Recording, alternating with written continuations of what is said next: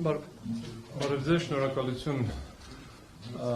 այսօր այստեղ լինելու համար։ Փորձեմ շատ հակիրճ նկարագրեմ ինչ ա եղել վարչական վարույթի շատ կարճ դատարանում ու եթե հարցեր կլինեն արդեն ավելի առարկայական պատասխանենք։ Ըստ էության եւ վարչական վարույթի լսումները եւ դատական գործընթացը համարյա ամբողջությամբ ուղիղ եթերով բավականին շատ ԶԼՄ-ներով տարածվել է։ Վարչական դատարանում բողոքարկել էինք ՀԾԿՀ որոշումը, որով որոշվել էր հեցի լիցենզիայի ձրկել, բաշխի ցանցերի լիցենզիայի ձրկել, համապատասխանաբար, եթե հիշեցման կարգով, 7 հատ կետ էր դրված լիցենզիայի ձրկելու համար, սա մեկ Ամերիկայում կեսկատակ ասում են 2 հատ սմահ են տվել, 3 հատ չգիտեմ ինչ, ՀԾԿՀ որոշել էր 7 առանձին հիմքերով ձրկել լիցենզիայից։ Դատարանում քննարկել ենք բոլոր 7-ը, ընդ որում 6 առանձին հիմքեր են, 7-րդը 8 կետից բաղկացած հիմք է։ Եվ դատական նիստերը բավականին ինտենսիվ են եղել եւ վերջին դատական նիստը ավարտվել է առավոտյան ժամը 3-ից քանից, այսինքն ամբողջ գիշեր վերջին նիստը 13 ժամ ա տևել, ընդ որում դրա նախորդ օրը շաբաթ կիրակի ունեցել ենք նիստ եւ նիստերի ժամանակ հնարավորություն ենք ունեցել քննարկել ապացույցները։ Ովքեր դիտել են դատական նիստերը կտեսնեին, որ այն հիմնական փուլը, այն դատաքննությունը, որտեղ ապացույցների հետազոտում պետք է տեղի ունենա եւ ակնկալվում էր, որ հանրային ծառայությունները կարգավորող հանձնաժողովը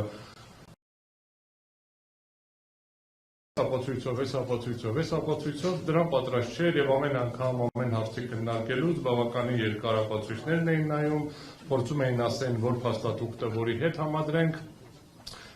եւ արդյունքում ակնհայտ էր, որ հանգամանքները չեն հաստատվում։ Դες բոլորին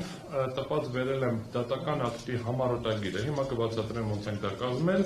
Ըստ էության դատական ակտը հրապարակային առկա է, ցանկացած մարդ կարող է մտնել ադմինիստրատիվով պոիսկ տալ, բայց նաեւ կարճողումով տարբերակը առցանց կա, կարող եք այնտեղից ներբեռնել, հղումը կա, մոբիլիով, կարճանունով։ Դատարանը ինչ եմ արել, ընդհանրապես գրել եմ խախտումը, արձանագրումը, խախտումը, արձանագրումը, խախտումը, արձանագրումը։ Այսինքն դատարանը ինչ է արձանագրել։ Սկսեմ ամենավերջին կետից, հետո դատարանը առաջին, երկրորդ, երրորդ կետերը համարել է չհիմնավորված եւ 7-րդ կետը համարել է չհիմնավորված։ Ուժի մեջ է թողել 4-րդ, 5-րդ եւ 6-րդ կետերը, 6-1 կոչվածը, որը առանձին կետ է։ 5-6-ը վերաբերվում են երաշխավորություններին, շատ հակերտ դրանք անդրադառնամ, նույն բանի մասին է, եւ 5-ը եւ 6-1-ը վերաբերվում են իմ գործողությանը, հեծի կողմից ենթադրաբար երաշխավորություններ տրամադրելուն, 4-րդը վերաբերվում է հեծի կողմից ՀԾԿՀ-ին տեղեկատվագրել էին ՀԾԿՀ-ում, որ ԲՀ համակարգը, այսինքն այն համակարգը, որ 30 րոպե կտրվածքով տեղեկատվություն պետք է պահի, ընդ որում եթե կհիշեք բավականին շատ քննարկում եղավ տեղեկատվությունը ամբողջությամբ կորվել, ոչ ամբողջությամբ կորել, այդտեղ եթե ճիշտ եմ հիշում, կների մի մասը պարզաբանեցին, հետո մի հատ էլ պարզաբանեցին, փաստ այն էր, որ արձանագրել են, որ կորել է։ Մենք եւ նիստի ժամանակ հանձնաժողովում եւ դատարանում ասում ենք դա տես չէ, որ նայեցի չկա։ Դա ենթադրում է որոշակի փորձագիտական process, պետք է պարզել կորել է, չի կորել, ինչի է կորել, ինչի չենք տեսնում։ Եթե կհիշեք նիստի ժամանակ ՀԾԿՀ-ում ասեցին, դե մենք երեկոյան նորից բացեցինք, նայեցինք, չեն գտել այդ տվյալները, ուրեմն այդ տվյալները կորել են։ Ընդ որում դրանից պատմեցին շատ դրամատիկ, որ մեր բոլորի մասին տեղեկությունները մի կոչակի սեղմումով մի գիշերում անհետացել են անվերադարձ, դա գրված է ակտի մեջ, անվերադարձ, որ դա հնարավոր չի վերականգնել,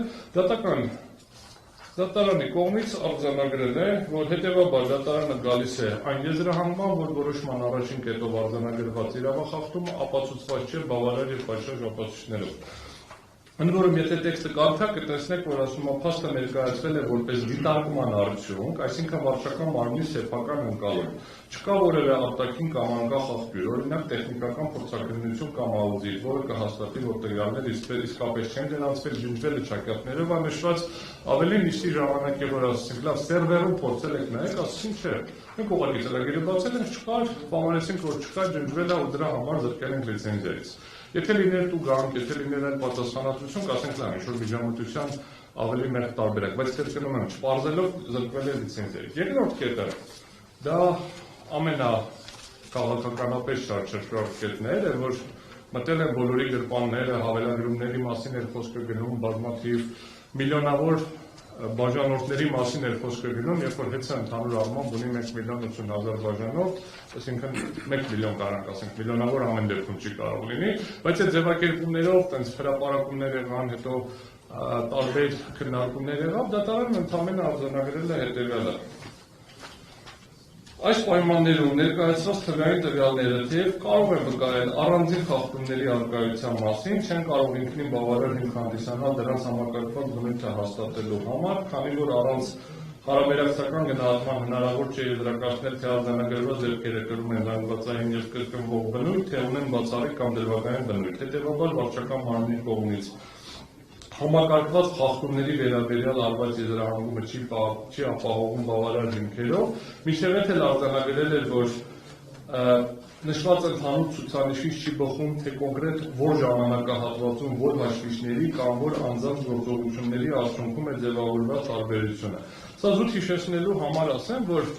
նիստի ժամանակ, որ ասում ենք, որ ապացույց, ինչ-որ ապացույց էին մատնանշում, ասում են, այ ես ցուցանիշները, տեսեք, ինչ-որ մեկի հաշվիչի ցուցանիշներն, այստեղ սխալ է լրացված։ Ասում են, կարանք բացենք, բացում ենք, տեսնում ենք,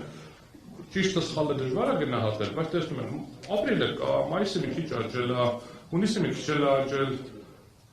հուլիսը մի քիչ էլ աճել, օգոստոսը նույն թիվն է, սեպտեմբերը նույն թիվն է, հետո մեկ էլ հաշվիչը վառվել է։ Ասում ենք, լավ, այսինչ ասում են, գիտեք ինչ կապ չունի, որ դա տեղի է ունեցել ժամանակավոր կառավարչի կառավարման ժամանակ, մեկը որ դե հեծում է խախտում ա եղել։ Ասում ենք, լավ, բայց ասենք հեծին զրկում եք լիցենզիայից ենթադրյալ խախտումների համար, եթե զրկում եք լիցենզիայից ենթադրում է, որ հեծը պետք է պատասխանատվություն կրի, բայց պարզվեց, որ ինչ խախտումների վերահղում են անում, հիմա քանակների մասին էլ կասեմ ինչի մասին է, դրանք բոլորը տեղի են ունեցել օգոստոս, սեպտեմբեր, հուլիս, եթե դրանք խախտում են, դա ուրիշ հարց է, որովհետև ապացույցների մեջ ակնհայտ հակասություններ կային, ասենք կա հավաքակցման ակտ, որը ստորագրված չի, որտեղ գրված է, որ այդ հաշվիչը հանելուց ինչ թիվ է եղել հաշվիչի վրա, եւ կա փորձագիտական եզրակացություն, որտեղ գրված է հաշվիչի ցուցատախտակը ընդհանրելի չի հնարավոր չի տեսնել փչացած է։ Ու մեկը չի, բազմաթիվ են տենց, այսինքն որ ապացույցը բացեցին կամ համարյա որ ապացույցը բացեցին, նմանատիպ խնդիրներ կա։ Ամբողջ դատական նիստի ընթացքում ես երևի մի հատ գործով էր, որ ինչ-որ հնարավոր շեղում կար, այն էլ մինչև վերջ պարզ չէր ինչեր, որովհետև որը բացեցինք ցույց տվեցինք խնդիր կար, որը բացեցինք ցույց տվեցինք խնդիր կար, իսկ ՀՑԿ-ի արգումենտը հետևյալն է, դրանց համար կարևոր չի ով կառավարում, քանի որ հիմա ՀՑԿ-ն ես ուղղում եմ հեծին, հիմա շատ էլ որ ժամանակավոր կառավարիչն է այդ խախտումները ես վերագրում եմ հեծին ու դրա հիմքով զրկում եմ, բայց ակնհայտ է որ դատարանը այդ մոտեցման հետ չի համաձայնվել եւ ինչն է շատ կարևոր, որ շատ հստակ արձանագրել է, որ հանձնում ընդունում չի եղել։ Հիմա գործընկերը պարոն Վազգենին դրան ավելի մանրամասն կանդրադառնա։ Երրորդը վերաբերվում էր նոր սպառողների սպառման համակարգերի էլեկտրական ցանցի միացման գործընթացում թույլ են տվել միացման ժամանակների խախտումներ մեծածավալ եւ բազմակի դեպքերով։ Ներողություն, նախորդ կետում նաեւ վերաբերվում էր նաեւ թերգրանցումներ, այն արևային կայանների թերգրանցումները ելի նույն վիճակում էր, որտեղ որ բացում էին ամսաթիվ էին փորձում նայենք, եթե ինչ որ անոմալիա կար, դրանց խախտում լինել չլինելն է շատ բարդ համարել, դրանք բոլորը վերաբերվում էին օգոստոս-սեպտեմբեր ամիսներին։ Ավելին թվերի հետ ակնհայտ մանիպուլյացիաներ կար։ Ասենք գրած է 130 բաժանորդի մոտ գտել են խախտում։ Դատարանը ասում են կարող ճշտենք որ 130, ասում են դե 130-ից ստուգել են 3-ի մոտ կար։ Ասում են լավ է, խախտումը 3-ի մոտ, ասում այո, որ ասել ենք 130, իրականում 130 չի, 3-ն է։ Ուղղակի 130, Չէ, նախորդ կետին իմանդրասկեն, ասում ենք, ուզում եմ դա էլ ցույց տամ, որ թվերի մանիպուլյացիաների հարցեր կա։ Ասում եմ 130 մի դրվագն եմ բերում։ Սևան քաղաքում 130 բաժանորդի մոտ գտել ենք այսքան կիլովատ-ժամի խախտում, 4 թիվ ա գրած։ Ասում ենք լավ, կարանք ճշտենք որոնք են, ասում այս ապացույցները, ասում ենք այստեղ 3 կա։ Ասում հա դե 130-ը որ ստուգել են 3-ի մոտ են գտել խախտում։ Ասում ենք լավ, բերեք մի տեսու չի։ Ես մենք 3-ը կարանք մի հատ ճշտենք ինչա, կա բանը, փորձաքննությունը։ Փորձաքննությունը գրված է թղթում անհնար է իրականացնել։ Ես չեմ կարող ճշտել սխալի ցուցիչը, բայց դրան ինչ-որ թվեր է գրած։ Ասում ենք այս թվերը որտեղից են։ Մենք էլեկտրոնային թղթերն ենք տեսել դատական համակարգում, մենք միշտ ունենք սկանել, ասում հայտ մատիտով գրվածները հաշվի մի առեք։ Ասում ենք, բայց դատարանում ապացույցի մասին ենք խոսում, ինչ-որ մեկը մատիտով ինչ-որ բան է գրել։ Պարզվում է, որ դիմել են ինչ-որ արտադրող կազմակերպության, արտադրող կազմակերպությունը ինչ-որ թվեր է տվել, այդ թվերը ֆիքսել են։ ու այդ թվերով էլ հակասություն չի առաջանում, եթե այդ թվերը ընդունենք ամբողջությամբ ճիշտ, վերաբերվում է կրկին օգոստոս-սեպտեմբեր ամիսներին կամ հուլիս-օգոստոս ամիսներին։ Հիմա ինչ վերաբերվում է միացումներին, միացումների ժամկետների հետ կապված կրկին արձանագրվում է, որ այդ տեսեք միացումների ժամկետների հետ կապված կա լրջագույն խնդիրներ, ասում ենք լավ կլինի ապացույցներ, որովհետև տենց պնդումը լավ է, բայց ապացույցներ, որովհետև ինքնին միացման ժամկետների խնդիրը միանշանակ չի, որովհետև տարբեր կարգավորումներ կա, քանի կիլովատից ես միանում, ինչ պատրաստվածության աշճան կա, տարբեր պայմաններով, ասենք ասենք, ժամկետները տարբեր են։ Ստանում ենք պատասխան, որ այս Excel-ի ֆայլն է։ Ասում եմ, մի հատ էլ Excel-ի ֆայլ կա, սա մեր աշխատանքային ֆայլն է։ Այդ ես խոսում եմ արդեն գիշերը ժամը 12:30 նիստի ժամանակ, երբի մեկի կողմերը։ Հետո երկար մի քիչ ժամ քննարկելուց հետո պարզվում է, որ չէ, երկուսն էլ աշխատանքային ֆայլ չի, այդ երկու ֆայլն էլ ուղարկվել է հեծից, այսինքն հեծից ասելով հասկանում ենք ժամանակավոր կառավարչի կողմից։ Ասում ենք լավ է, աղյուսակը, որ ուղարկվել է, ո՞նց է կազմվել։ Սրա հիմք հանդիսացող փաստաթղթերը կան, չկան, ինչ-որ բազաբանում կա, որտեղից է վերցրված։ Լավ, սա ինչ-որ պաշտոնական համակարգից ինչ-որ արտահանում ա եղել ուղարկել։ Ասում չէ, մենք խնդրել ենք ձեռով լրացրել են։ Ասում եմ, մենակ էս է, ուրիշ ապացույց չկա, այսինքն չեք պարզել, ենք ուշացրել, որտեղ ենք ուշ միացրել, ինչն ենք ուշ միացրել։ Չէ, ասում այսքանն է։ Հիմա այսպիսով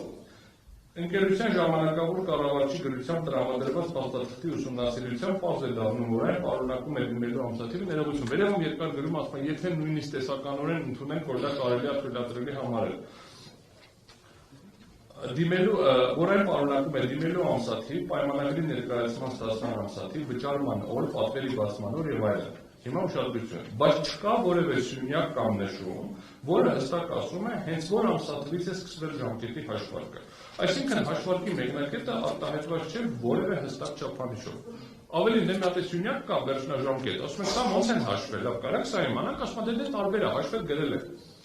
Իսկ հանրային ծառայությունների կարգավորող հանձնաժողովի համապատասխան որոշում այդ ԵՑԲ կանոնները, որը ասում է ոնց պետք է միանալ, նա հոդված ունի։ Ասում է, երբ որ դու դիմում ես, մնացած բոլոր ժամկետները կողմ դրած, երբ որ քեզ ասում են մենք պատրաստ ենք միացնել, դու պետք է գրավոր հավաստես, որ դու պատրաստ ես ընդունել, որովհետև ես դուք կաբելը բերեմ հացնեմ ձեր շենք, ու դուք պատրաստ չլինեք, որ ես ինչ-որ բանի միացնեմ, չեմ կարողանալ միացնել, դա վտանգավոր է, չեմ կարող տենց թողնեմ։ Ոնց որ կարգը, ընդհանուր դա ՀԾԿ-ի ընդունած կարգն է, ասում ենք, լավ, սրա հաշվարկով ամսաթիվ ասում է, չէ, ձեռով են լրացրել։ Նման պայմաններում դատարանը եզրահանգում է, որ տեղեկատվությունը չի պարունակում հաշվարկի հստակ մեթոդաբանություն, ժամկետի հաշվարկի մեկնակետ։ Հետևաբար, որպես ապացույց չի ապահովում այն աստիճանի թափանցիկություն եւ ստուգելիություն, որը թույլ կտա այն դիտարկել որպես բավարար եւ պատշաճ ապացույց միացման ժամկետների խախտումների համակարգային բնույթը հաստատելու համար։ Կրկին չի հաստատվել։ Հիմա 3 կետը ասեցի, 4-ը, 5-ը, 6-ը բաստողն են, վերջում կանդրադառնամ, արդեն եթե հարցեր կլինի դրանք կարճ եմ ասելու եւ վերջին 6-ի 2-ից 6-ի 9 կետերը կոչվածն է։ Դա ոնց որ եթե հիշեցնելու կարգով ունենք 6-ի 1-ից 6-ի 9 կետեր, հանձնաժողովը որոշեց 6-ի 1-ը ոնց որ առանձին հիմք է, լրիվ առանձնացրեց, 6-ի 2-ից 9-ը գումարային մի հատ հիմք է։ Ուղղակի հիշեցման կարգով նկարագրել եմ խախտումը, դատարանի արձանագրումը, խախտումը, դատարանի արձանագրումը։ Դատարանը բոլոր կետերով գտել է, որ դրանք հիմնավորված չեն։ Ընդ որում այդ 8 կետից 3-ով ասում է կարող է ինչ-որ թերացումներ, եթե օբյեկտիվորեն լինել, դրանք չեն կարող համակարգային լինել, դրանք չեն կարող այնպեսին լինել, որ լիցենզիայի խախտում լինի, բայց եթե նույնիսկ մի կետը չլիներ, քանի որ դրանք համակցության մեջ որպես մի խախտում էին դիտել, միևնույնն է դա պետք է չդիտարկվեր։ Դա վերաբերվում է այնպիսի խախտումներին, ինչպիսին ուռճացված նախահաշիվներ են կազմել, դա վերաբերվում է գնումների գործընթացում ձևական մրցակցության եւ շուկայի ոչ լիարժեք ուսումնասիրություն։ Օրինակ սրա մասով ինչ արձանագրում արել դատարանը։ Դատարանը գտնում է, որ նման հանգամանքը ինքնին վկայում է մրցակցային գործընթացի առկայության եւ դրա արդյունավետության մասին եւ հակասում է վարչակամարնիային եզրահանգմանը, թե ընկերությունը համակարգված կերպով ձեռք է բերել ապրանքներ շուկայականից բարձր գներով։ Այսինքն վերլուծություններով ուղղակի հակառակն է ապացուցել, կրկնել է, որ չի ապացուցում։ Ուրեմն ընկերության աշխատակիցները տեխնիկան օգտագործվել են կապալառու ընկերությունների կարիքների համար պնդում արել, ընդ որում դրա հիմքում դրվել է մի քանի բացատրություն ճակատավոր ասած վկաների, որոնց խնդրեցինք ինչպես դատարանում մինչև այդ